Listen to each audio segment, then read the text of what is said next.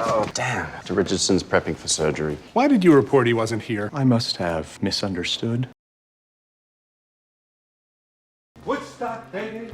Is he stoned? Start calling other hospitals to see who can take your stabilized ICU patients. Those departments are shutting down. Why didn't you tell me you loved me? I told you I loved you. This episode is wild. You've got Wilson sneaking through the windows, it's 13's last day, and now Chase is looking to give her an erogenous send-off while the hospital neurosurgeon can't keep his pants on in front of the hospital inspector. Good evidence for Cuddy that having a day off is no problemo. Very excited to be reacting to House MD Season 7 Episode 1. Now what? On this channel we are reacting to all 177 House videos, and this will be episode 133. Let's see if I can get the diagnosis before House does as a doctor working in London. I just need to know if you and I can work.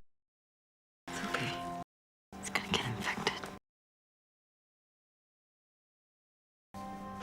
Don't. It's okay. I love you.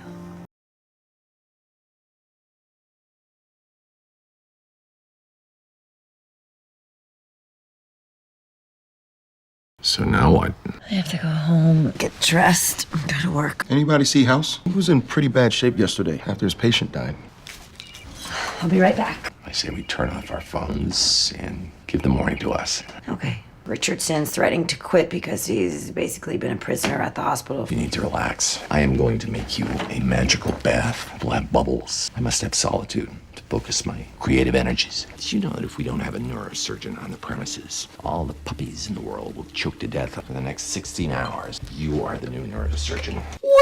It wasn't a fantasy. I was waiting for him to pinch himself. Also, I can't believe Cuddy actually agreed to switch her phone off for House. An administrator without a phone is like a samurai without a sword, a doctor without a pen, a US presidential candidate without assassination attempts. But clearly this isn't just any administrator, as House is going through the trouble of taking the weight off her shoulders by sorting her problems for her. You see, this neurosurgeon called Richardson needed to stay on site, otherwise the hospital would no longer be a major trauma center, and apparently they'd have to close the ER, transfer out all the ICU patients, and redirect ambulances. All of that would take the fun away from House's bath infusion of eastern spices, blue diamonds, and green clovers. One thing I'd say though is after living a bit of a crazy life with multiple work commitments, it can be tough to wind down. I remember when younger, I'd be able to just sit down, empty my brain and play video games for 4 hours, or be sat at a family dinner and have nothing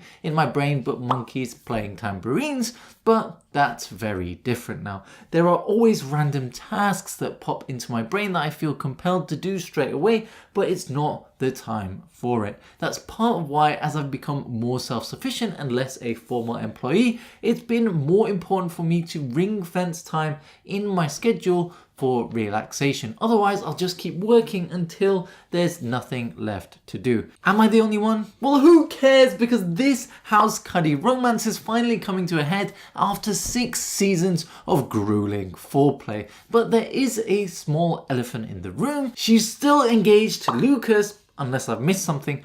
Maybe it's best for her to not think of that now if relaxation is on the cards, but if the House Cuddy couple will survive, let's call them Howdy. Howdy. Seriously.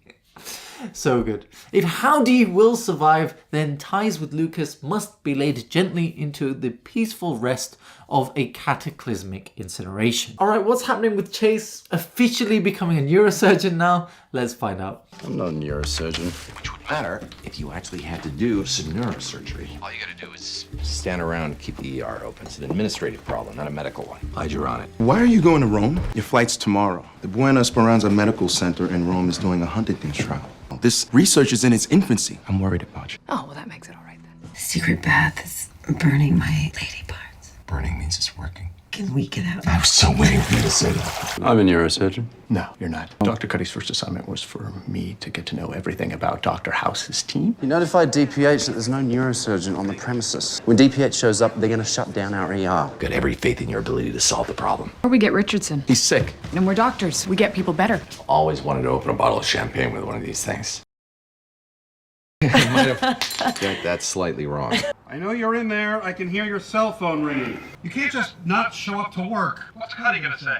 If you're not in tomorrow, I'll be back. You have to suck it up and go back to the hospital. Go away. I can give you promethazine for the nausea. Already took it. Maybe this isn't food poisoning. We give him Ondansetron and prostaglandins. He's not our patient, the hospital is. Was House smiling? What manner of witchcraft be this? Sorry, my subconscious is still sitting at the Camelot episode. Also interesting that the team have mentioned the hospital is their patient, but they've had a pretty long journey to getting to Richardson, who clearly wasn't lying about being sick. 13 here wants to patch him up temporarily with some boosting drugs to make him feel better, but not deal with the underlying cause. That fixes their staffing problem for the day, but may put them down a neurosurgeon permanently. Why? Well, he's already taken anti-sickness meds and he's still seeing the world through a toilet bowl. If he has something else, it's serious, and they don't fix it, then whatever disease this is will fix themselves up a nice neurosurgeon sandwich. Forget surgeon numbers though, because 13 may be down herself if she ends up going to Rome for that trial. Foreman seems to have cracked that she wanted to try something called fetal neural transplantation for this trip. Well, how would she do that? She put a proposal for a leave of absence on House's desk, but he wasn't there to receive it since Dr. House is otherwise engaged in bath and champagne bubble seduction while him and Cuddy are in a bubble of their own. To be fair, there is some evidence now that fetal transplantation she wants can survive, but no real evidence that it has lasting positive effects on Huntington's. But has stem cell therapy worked elsewhere? Well, there's only one that's approved and routinely reviewed by the FDA, and that's blood stem cell transplants for patients with cancers. This is important to say because there are clinics out there claiming all sorts of stem cell benefits without there being solid evidence to back those therapies. Of course, there are some places that it can emerge to be useful, like there was a story recently about a woman in Shanghai who was cured of type 2 diabetes with a transplant of part of the pancreas that makes insulin, which was derived from stem cells. Pretty cool, but this is still way too early for clinics to be charging tens of thousands of dollars for people to travel to and experiment. Anyways, there'll be a lot more than money on people's minds if this neurosurgeon isn't swiftly escorted back into the hospital building. Would you be willing to take a fairly risky drug if it would make it all go away? Why didn't you let him in?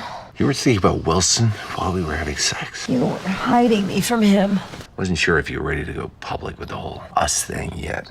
You're not ready yet. Test for whatever you want to test him for once he's stable enough to get back to the hospital. So you can ask me about this Huntington's trial? No. Will you have sex with me? I was playing a long game. Deadlines have been moved up. That stuff is good. That lamp is shiny. Stuck? Bummer. Looks painful.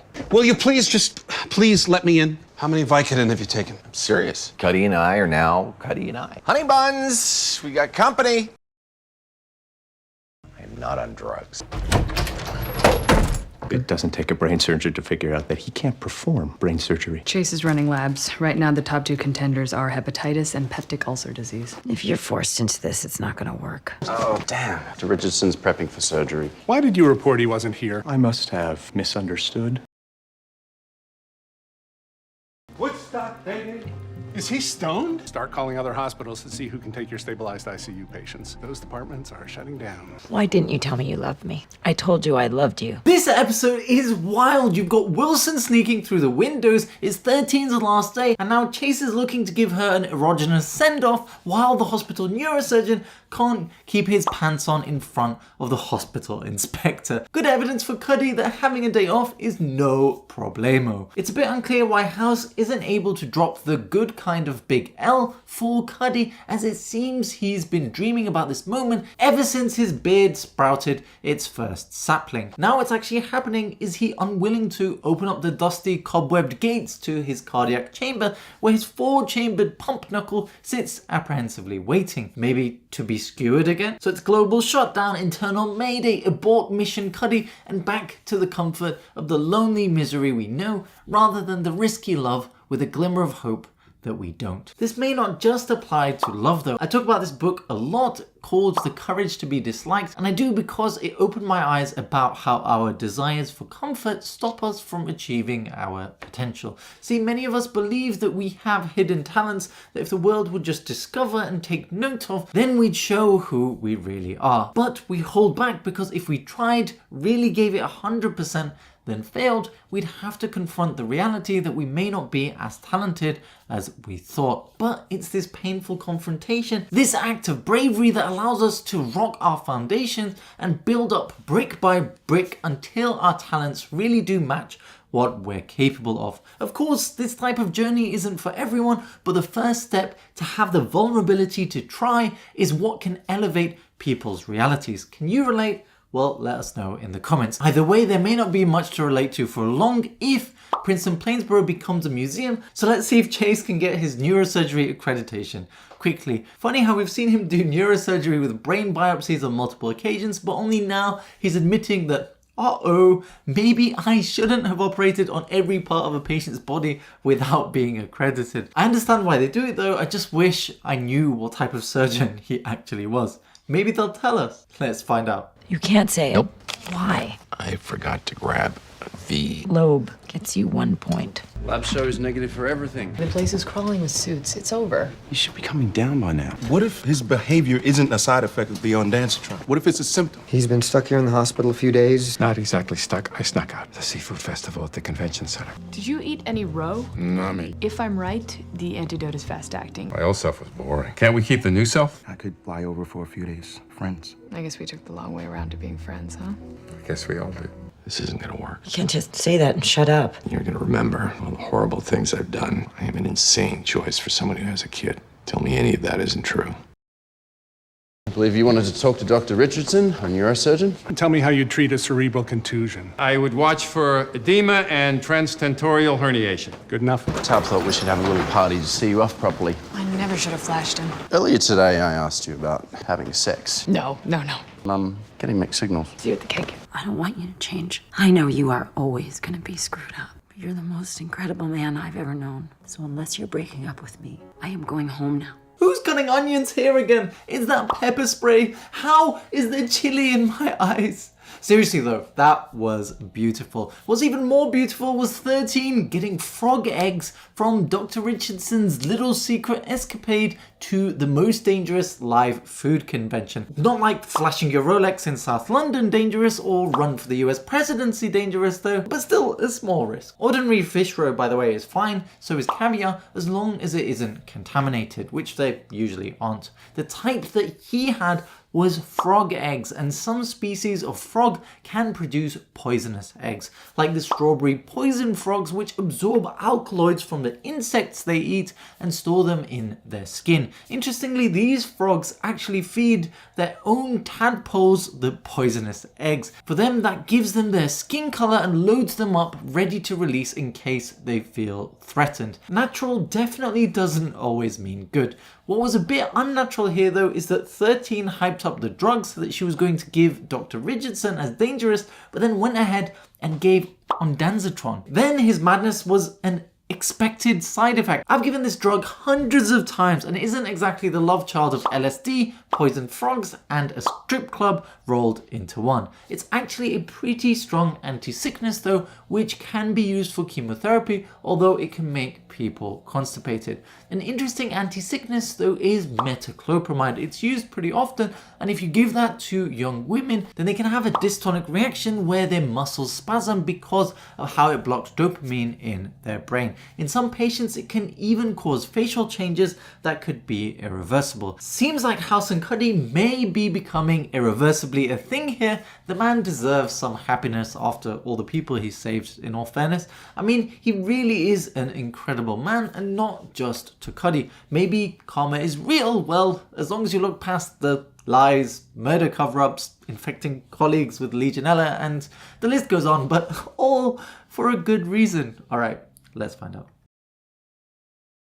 I love you.